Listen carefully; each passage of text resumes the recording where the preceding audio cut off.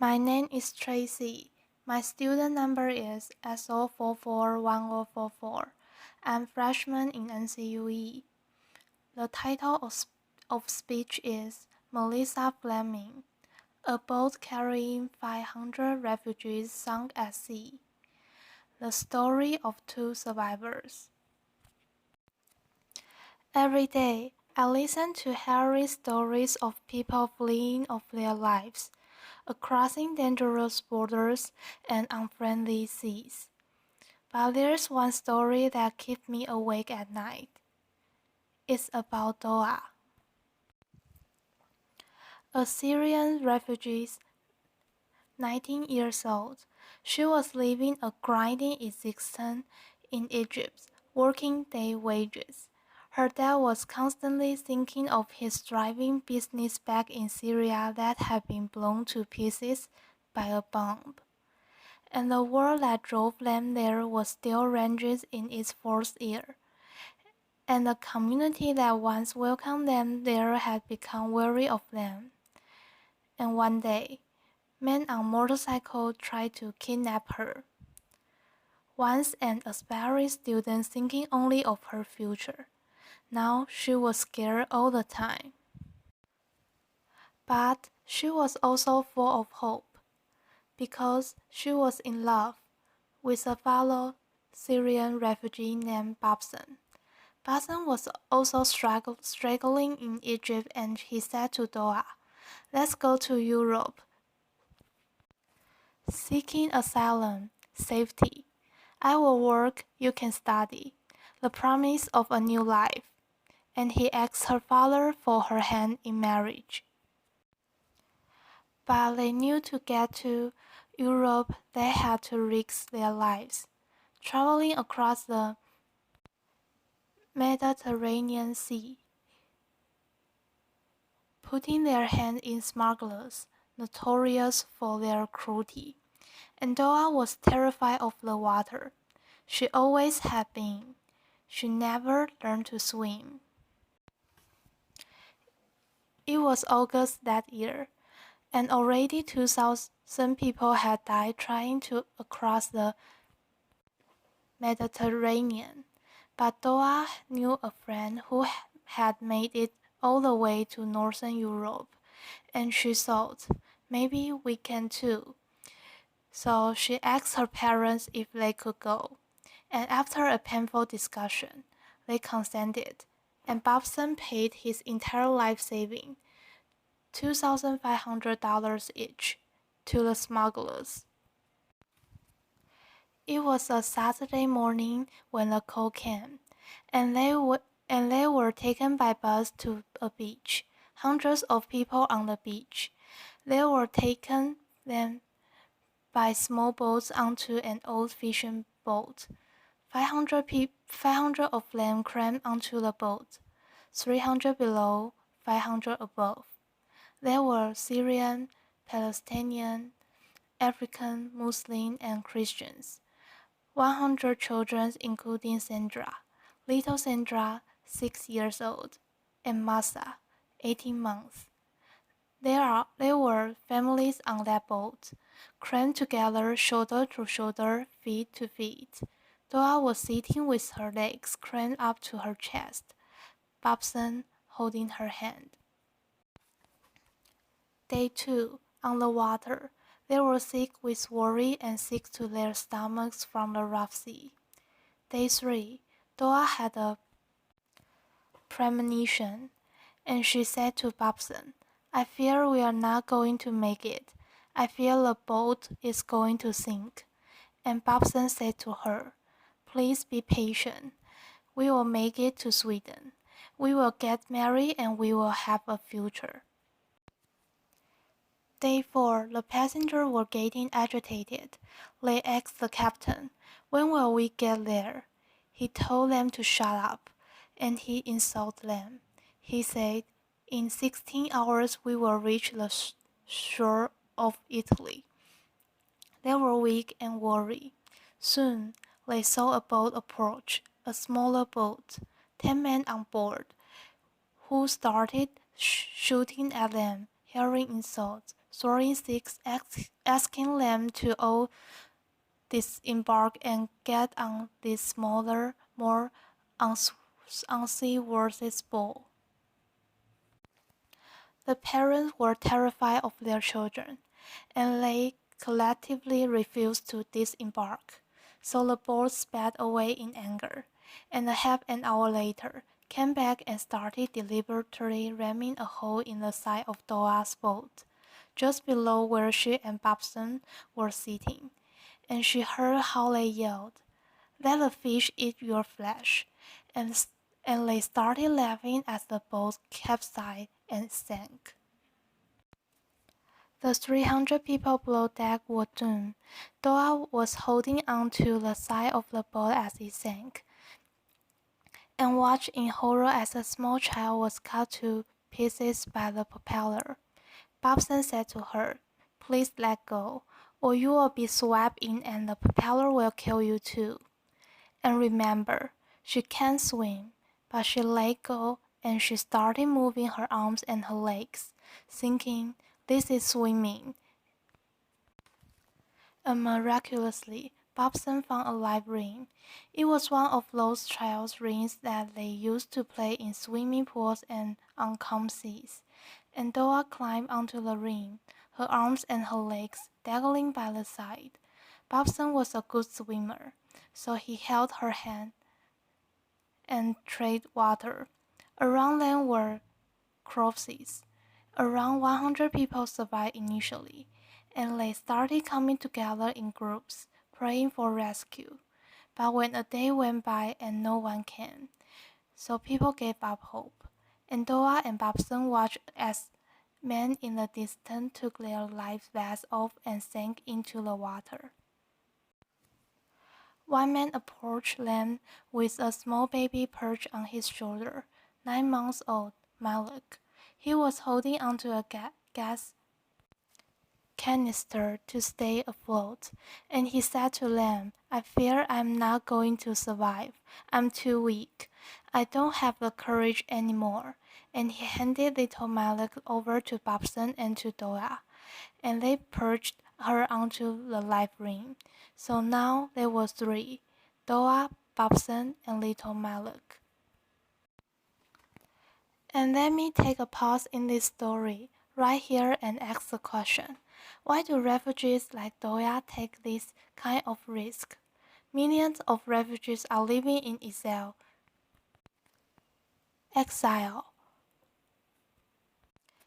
in limbo. They are living in countries from a war that has been raging for 4 years. Even if they wanted to return, they can't. Their homes, their business, their towns, and their cities have been completely destroyed. This is a UNESCO World Heritage City, Homs, in Syria. So people continue to flee into neighboring countries, and we built refugee camps for them in the desert. Hundreds of thousands of people live in the camps like this, and thousands more millions live in towns and cities. And the communities, the neighboring country that once welcomed them with open arms and hard will are overwhelmed. There are simply not enough school, water system, sanitation. Even rich European countries could never handle such an influx without massive investment. The Syria war has driven almost 4 million people over the borders, but over 7 million people are on the run inside the country. That means that over half the Syrian population has been forced to flee back to those neighboring countries hosting so many.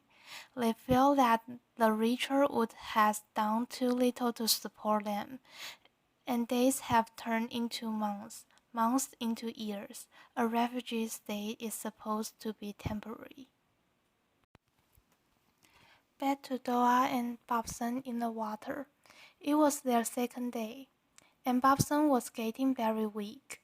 And now it was Doa's turn to say to Babson, "My love, Please hold on to hope, to our future. We will make it.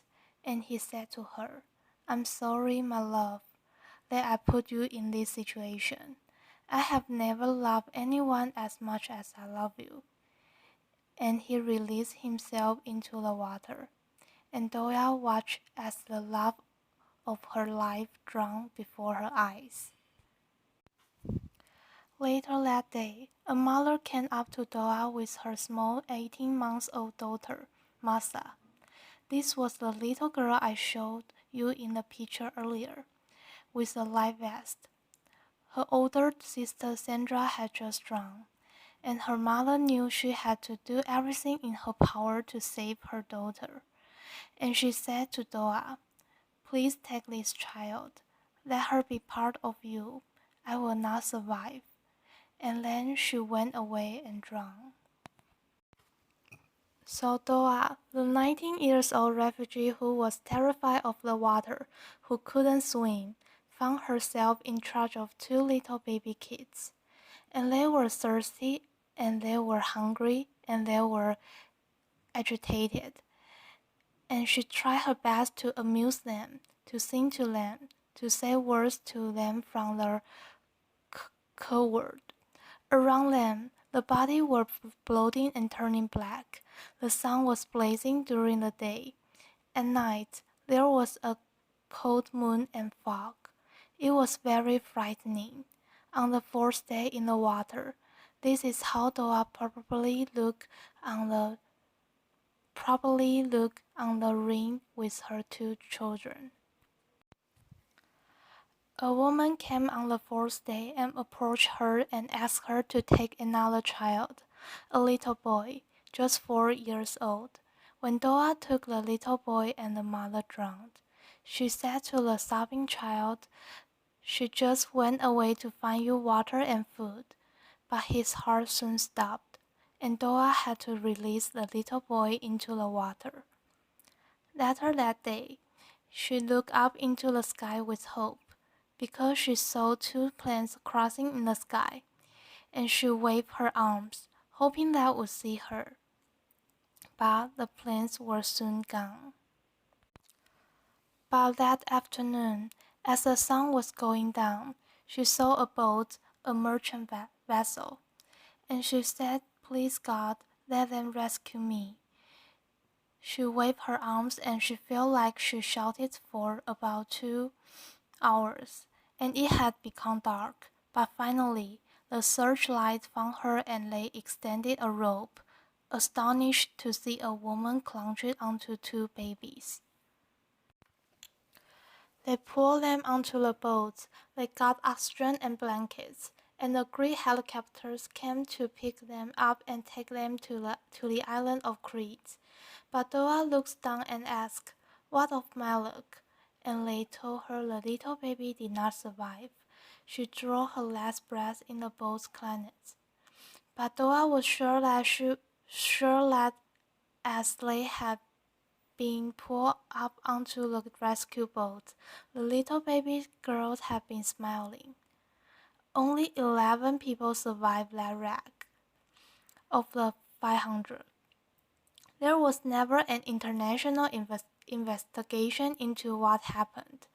There were some media reports about mass murder at sea, a terrible tragedy, but that was only for one day, and then the news cycle moved on. Meanwhile, in a pediatric hospital on Crete, little Martha was on the edge of death. She was really hydrated. Her kidneys were failing. Her glucose level was dangerously low. The Tartars did everything in their medical power to save them, and the Greek nurses never left her side, holding her, hugging her, saying her words. My colleague often also visited and said pretty words to her in Arabic. Amazingly, little Masa survived.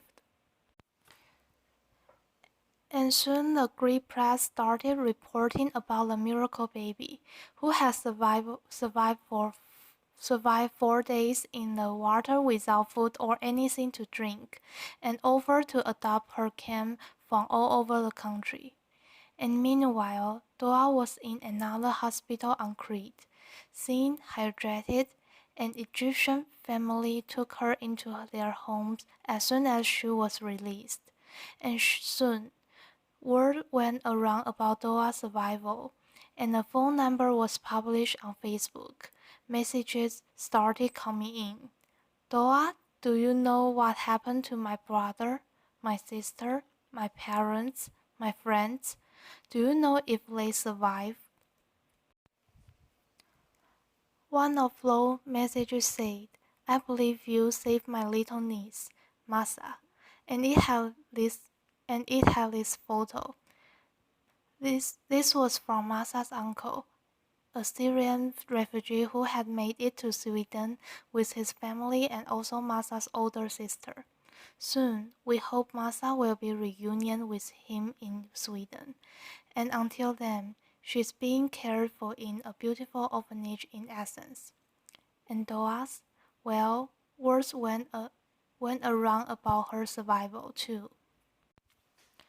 And the media wrote about this slight woman and couldn't imagine how she could survive all this time under such conditions in that sea and still save up another life. The Academy of Athens, one of Greece's most prestigious institutions, gave her an award of bravery, and she deserved all that praise, and she deserved a second chance, but she wants to still go to Sweden. She wants to reunion with her family there. She wants to bring her mother and her father and her younger sibling away from Egypt there as well. And I believe she will succeed. She wants to become a lawyer or a politician or something that can help fight injustice. She is an extraordinary survivor. But I have to ask, why if she didn't have to take that risk? Why did she have to go through all that? Why wasn't there a legal way for her to study in Europe? Why couldn't Masa have taken an airplane to Sweden? Why couldn't Babson have found work? Why is there no massive resettlement program for Syrian refugees, the victims of the worst war of our times? The world did this for the Vietnamese in the 1970s. Why not now? Why is there so little investment in the neighboring country hosting so many refugees? And why, the root question, is so little being done to stop the war? The persecution and the poverty that is driving so many people to the shore of Europe. Until these issues are resolved, people will continue to take to the sea and to seek safety and asylum. And what happened next? Well, that is largely Europe's choice, and I understand the public fears. People are worried about their security, their economics, the changes of cultures. But is that more important than saving human lives? Because there is something fundamental here that I think overrides the rest, and it is about our common humanity. No person fleeing war or persecution should have to die crossing a sea to reach safety. One thing is for sure, that no refugee would be on those dangerous boats if they could thrive where they are, and no migrant would take that dangerous journey if they had enough food for themselves and their children, and no one would put their life saving in the hands of those notorious smugglers if there was a legal way to migrate. So, on behalf of Little Masa, and on behalf of Doya, and of Babson, and of those 500 people who drowned with them, can we make sure that they did not die in vain? Could we be inspired by what happened and take a stand for a world in which every life matters. Thank you.